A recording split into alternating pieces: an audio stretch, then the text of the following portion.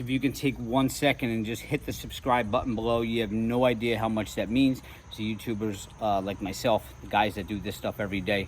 It means a lot to us, and it keeps us all doing it. Hey guys, today we are working on a 2009 Chevy Silverado. This is the 3500 series, and we're gonna change the radiator. It's our truck here. It's a 2009 6-liter, and let's hop into it. First thing you're gonna do is you're gonna have this plastic cover up here. And before I started to do this video, before I decided to do this video, I had already popped these out and removed it. So I apologize, but basically you're gonna need to get a trim tool. You're gonna have to, I was trying to get it back in there, get your trim tool up under it, pry up, and you'll see the center of this thing pull up, and then you're able to pull the whole thing out of there. You could use a Phillips head screwdriver and just go around and hit them everywhere that you see them and pry them up, and then you can just pull them out. Once you have all them pried up, this whole thing just lifts off like that. We'll start with removing this top cover here. Just kind of pull up on it, pull it out like that. Next, we got this hose going into the side here. We're just gonna pull this line out of there like that. All right, and now you're gonna have, I believe this is an 8mm holding this clamp on, so you want to go ahead and loosen that up. Once you have that loose, you can kind of pull up on this. You can see this is recessed down on there like that. Just pull up on it, kind of give this a jiggle, and see how that comes off of there. So that's all loose now. Your upper radiator hose here is going to be attached right here, so we want to pull this off of here. You can use a trim tool like this. You look, you can see right there where it's connected, and you just want to stick it underneath of there and kind of pry that off. It's a little bit it's on there pretty good, but if you get your pry tool under there and kind of jiggle and pry a little bit, it'll pop that right off of there. Coming over here closer to our air filter box, we got this wire harness here. We want to push down on this and jiggle side to side and pull back at the same time. Disconnect that. Now this whole box, normally you could probably just undo this bracket here and remove from this hose down, but I like to get to these oil cooler lines and stuff. I just want as much room as possible, and these things, this one's already kind of loose, but they pop up just like that. This line here is blocking our path, so we're gonna go ahead and we're gonna get some pliers here, squeeze that clamp, slide that clamp down, and pull this hose off. I got my pliers here. I'm just gonna put it on that clamp. We're gonna squeeze and just kind of slide that clamp on down here, just like that. Now you can pull that off, and will be a little bit of antifreeze coming out. Now we can pull this whole assembly up and out of here, just like that, and it takes it all out as one piece. And when you're pulling up on this thing, you'll actually see what you're pulling up on. You can see the little grommets on the bottom. That's what, when I was yanking up, that's what was holding it in place there. Now, a good rule of thumb when you're taking stuff off, especially when you're doing a job like this and you're disconnecting a lot of things, just have some different colored zip ties around. And basically what you can do is, like this hose we just took off here, you can put a yellow zip tie on this hose, and then take a yellow zip tie and put it on this fitting here. And make sure you put them on real tight so they don't fall off. And then when you're hooking things back up, you can just look where yellow connects to yellow and so forth, and it makes it putting things back together a lot easier. So as you can see, I put the yellow zip tie there, and on this hose I have the yellow zip tie, and now I know where they connect. All right, moving forward, before we can get the shroud off, we have another hose which will go below this one down here into the side, and it has another clamp on it which I had already grabbed with my pliers and slid it off. So now we can go ahead and pull this off. Remember, whenever you're pulling hoses, make sure the radiator fluid's not hot, and also have some type of catch pan underneath, because you're going to lose fluid just like that. Right now, your hose up here, you can kind of pull out of this assembly here, just like that, and it has that hose free. Now we can go ahead and label that one, and we'll use the blue ones. But it does have these You can see how it fits into the shroud here. It just kind of pushes in there. So if yours is still pushed in, you basically want to get a pry bar or your trim tool, or just simply pull up on it and pull it out of that hole. All right, and now you're gonna have a bigger clamp on this side. So we're gonna get our pliers, squeeze that, slide that clamp off, and go ahead and remove this. And these clamps, they're a little bit stronger, a little bit more force on them, and a little bit bigger. You wanna grab a bigger set of pliers to really grab them and be able to pull them off. And if you're having a hard time squeezing this completely to pull it off, what you can do, squeeze it and pull on this hose at the same time with your other hand as this is squeezed, and then just slide it off that way. Now this line will have some antifreeze in it, so what you can do with your drop pan underneath, just kind of tilt this and let it all pour out of there.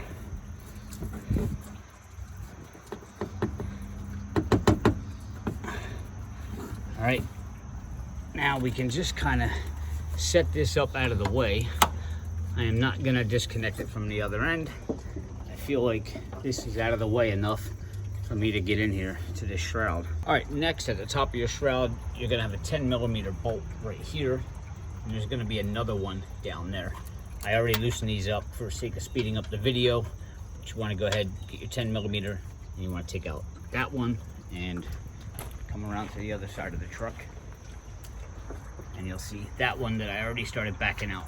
Now with those bolts out, typically if you're new to this and you're not sure where the bolts are gonna go again, what I would recommend doing is you get little Ziploc bags, drop them in there, and just write top of shroud bolts and set the Ziploc bag aside.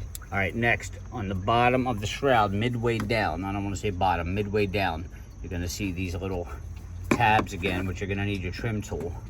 And basically, you're gonna slide your trim tool underneath of them and kind of wiggle and pry, and it will pull up. Okay, let's go do another one over here. Slide it under, wiggle left to right, and you can see it pulls up just like that. You want to try to be careful not to lose these. Once you have them loose, just kind of pull them up, and that's what they look like right there. And throw these in whatever labeling system you have so you don't lose these, because when you put this back together, you don't want this shroud bouncing around. If you do lose them, what you're gonna have to do is either A, put a nut and bolt there, or just put a zip tie through there. I got those two out. Now there's two more on the other side. In the same spots, one there and one back there. And once those are out, then we can try to pull this shroud up. All my tabs are out. And now you can see, you can pull up on this. Your shroud's completely loose. And we can pull it up out of there. All right, we're getting there. Got lots of room now. But we still have the bottom shroud, and it looks like those cooler lines might be connected to it right there. We may need our trim tool to stick in there and pry that off of those core lines right there. Take our trim tool, stick it down in there. And let's just wiggle a little bit and pry. Wiggle and pry, wiggle and pry. There we go. You can see, now it's out of there. We're gonna have to pry this side out too.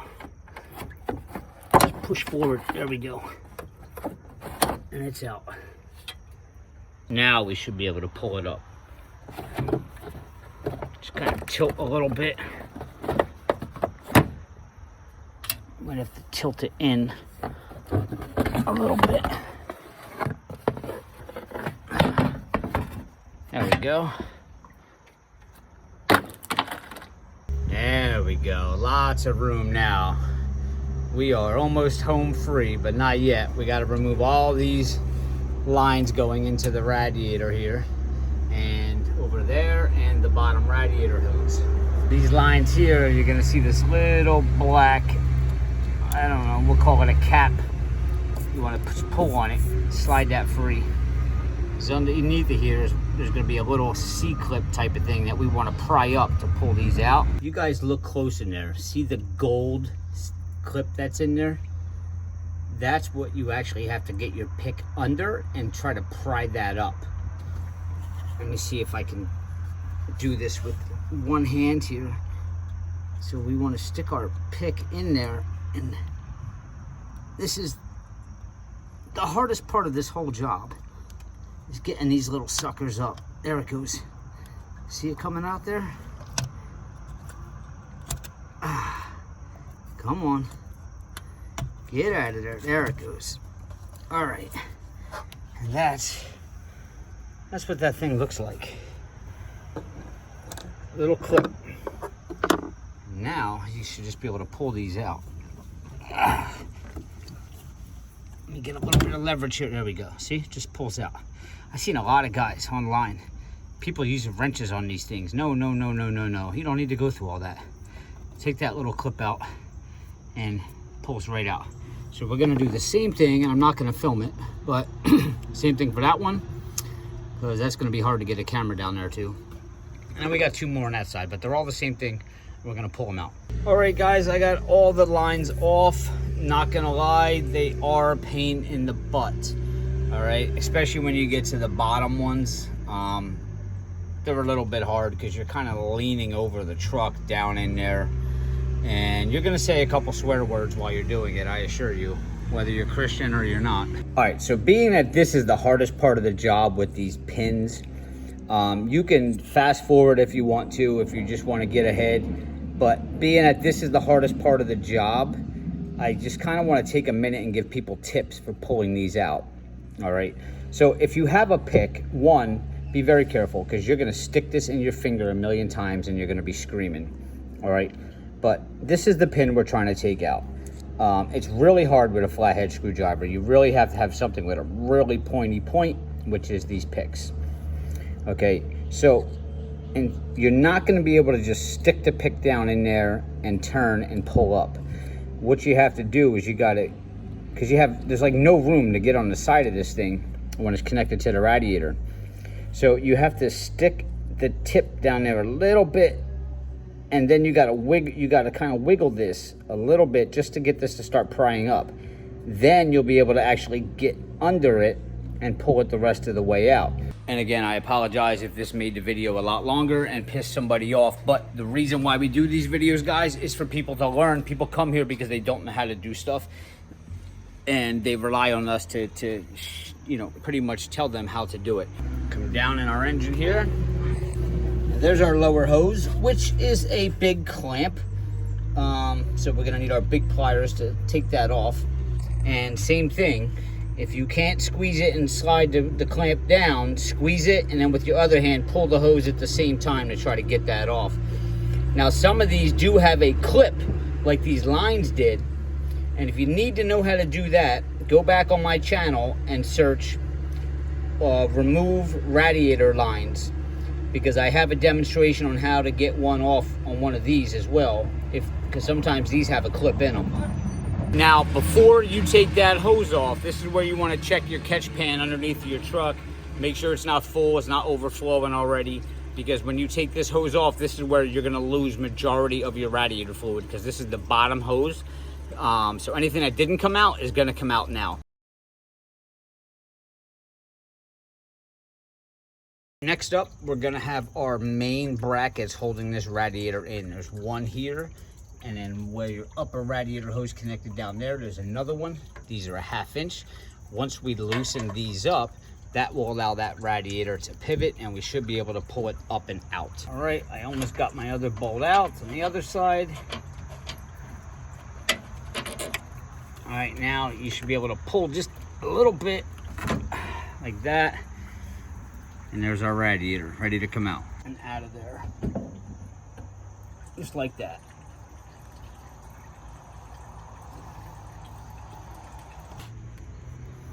If you remember the little clips that you took out of those lines with your pick tool, well, this will come with the clips already in there.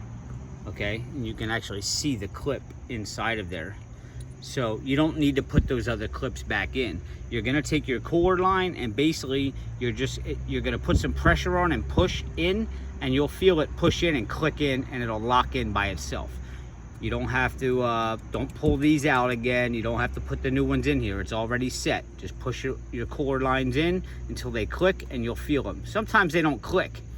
They just go in without a click. But if you can't pull it back out, then you know it's pretty much in there pretty solid. You're gonna hook your radiator back up. And I almost forgot to mention this. I got the new radiator actually put back in now at this part of the video. And I saw it doing this, and it reminded me to tell you, I've done a lot of radiators, and 70% of the time, you're gonna go in and start the truck, come out and see if anything is leaking, and you're gonna see your cooler lines leaking, and you're gonna freak out and think you have a bad radiator or whatever. This is the problem. I'll show you on the old radiator that's out because the other one's in. Right here, this is 1 inch wrench. The other side's a little smaller. I forget what size it is. A lot of times, these are not fully tightened when you get it out of the box. So you're gonna start your truck up and you're gonna see fluid coming out. It might not come out of all of them, but if you go around with a wrench, I mean, you shouldn't be able to see much of a gap behind this nut right here.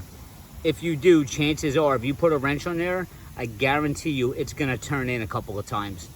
So if you start your truck and you're getting leaks out of here, chances are, check the nuts here on the cooler lines. Now, you don't need to pull the cooler line back out. If you already hooked it up and you started your truck and it's leaking, you can leave the cooler line in and still turn this.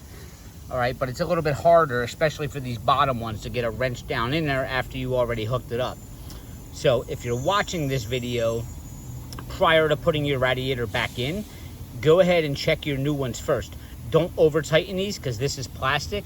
You will crack this. Just turn it enough until you feel it start to get a little bit snug, and then leave it alone.